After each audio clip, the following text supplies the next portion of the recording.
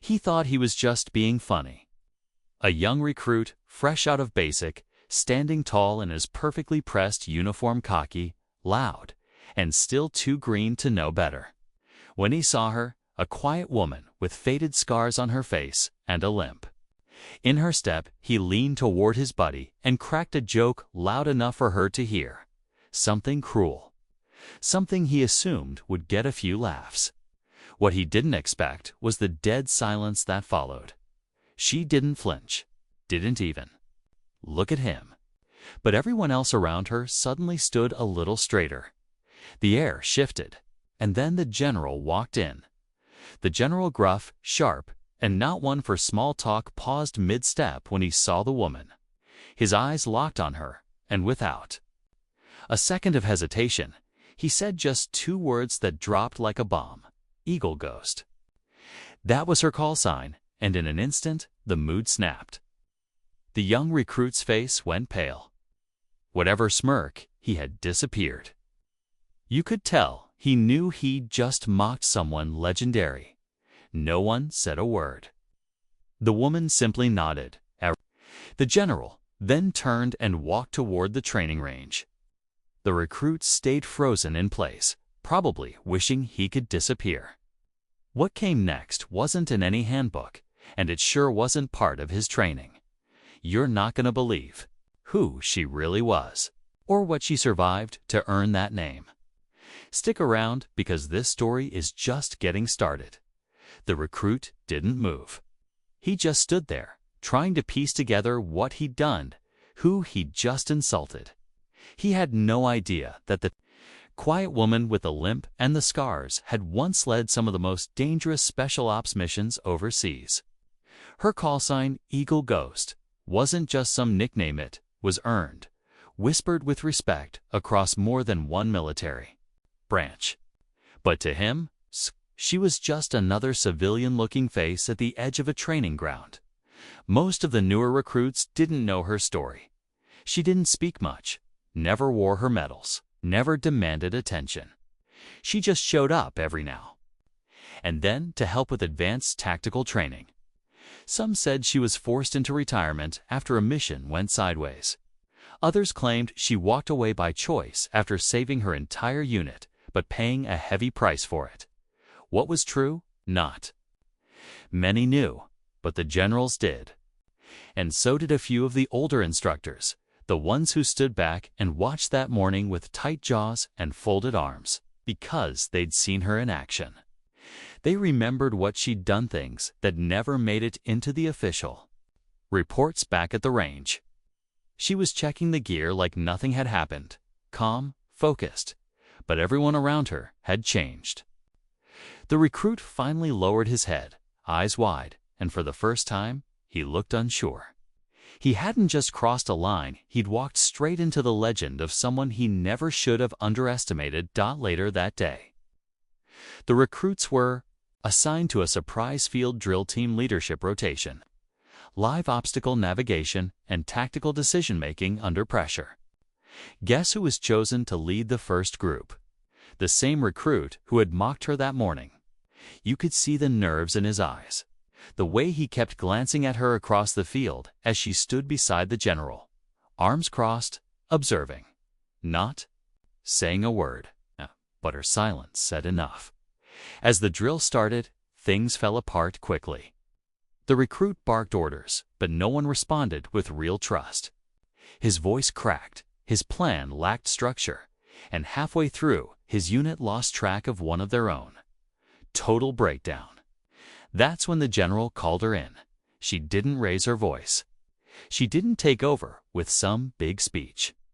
She simply pointed out the flaws in the recruit's plan with sharp, precise words. Van then asked him one question: what happens when your ego gets louder than your instincts? It wasn't just about the drill, it was about that moment. Earlier, the scar joke, the ignorance, the disrespect. Everyone felt it. Meanwhile, back at base, another conversation was unfolding between two senior officers. One mentioned how she'd once carried a wounded teammate for miles under enemy fire, refusing evacuation until everyone else was safe. The scars weren't just physical. They were reminders of every life she refused to give up on. And still, she said nothing about it. She let her actions speak. That's what made her dangerous and unforgettable. The next morning, the weather turned rough. Wind cutting across the base, dark clouds threatening rain. But the drill went on. This time, the recruits were paired off for a night navigation exercise, low visibility. Zero GPS, just maps, compasses, and instincts. And who did the general assign as the mentor for the struggling recruit? Eagle Ghost herself. No one dared say a word as they set out together into the tree line. He kept a few steps behind her at first, unsure if he should speak or stay silent. She moved with quiet confidence, steady and sure, like someone who'd done this too many times to count.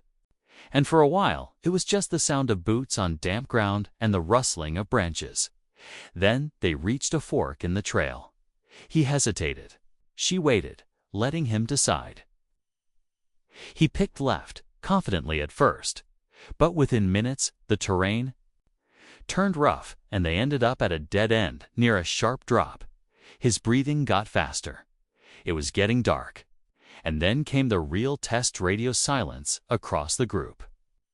They were officially in a blackout. Back at base, the general stood by the comp's tent, arms crossed, not saying much. The senior officers watched the board light up with signal errors, quietly tracking the teams. One of them muttered, "This is where they either break or become soldiers." Out there in the dark, surrounded by silence, the recruit finally asked her, "How did you survive what they say you went through?"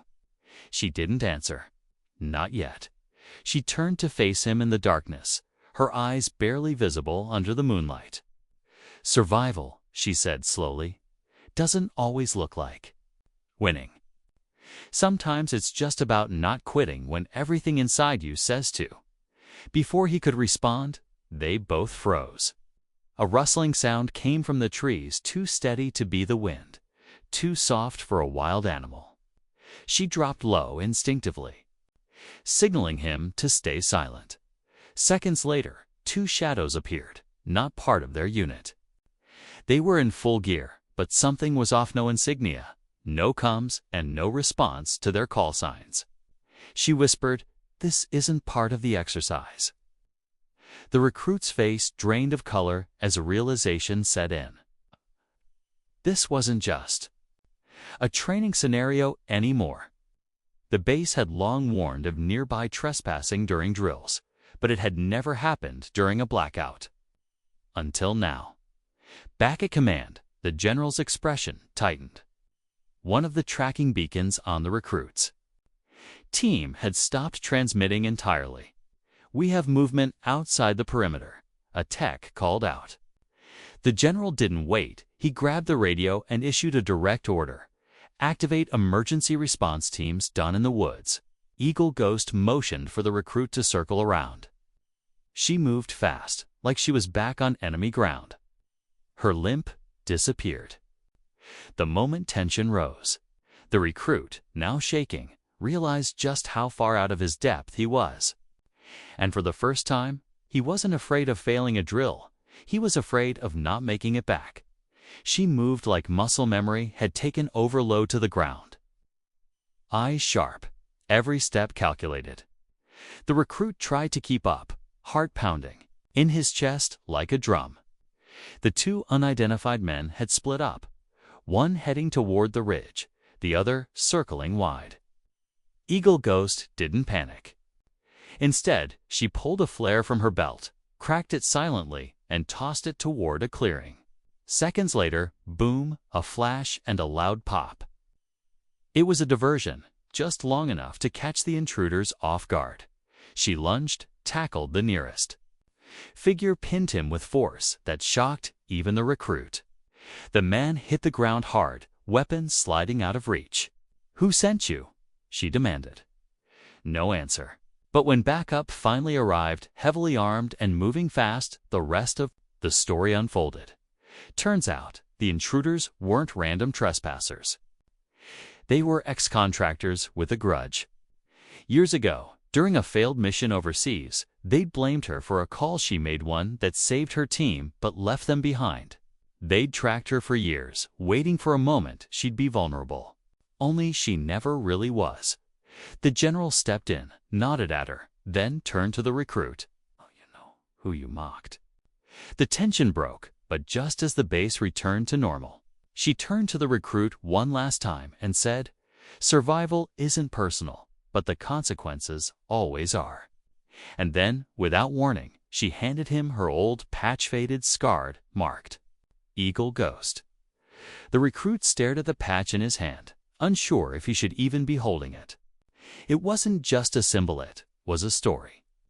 A piece of history forged through sacrifice, scars, and choices most people would never understand. She didn't say anything else, just gave a nod and walked off into the early morning fog, disappearing with the same quiet presence she always carried. Back at the barracks, the recruit sat in silence, the weight of the last 24 hours finally sinking in.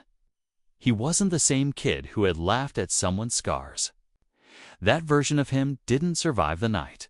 The rest of the base buzzed with rumors about the intruders. The flare. The way she'd moved, like she was still in combat. But no one dared say anything disrespectful now. In fact, more than a few recruits started asking about her story, digging into what little records were available. They found mentions of classified missions, citations for valor, and one line that stuck with everyone: operated behind enemy lines with distinction. Under call sign Eagle Ghost.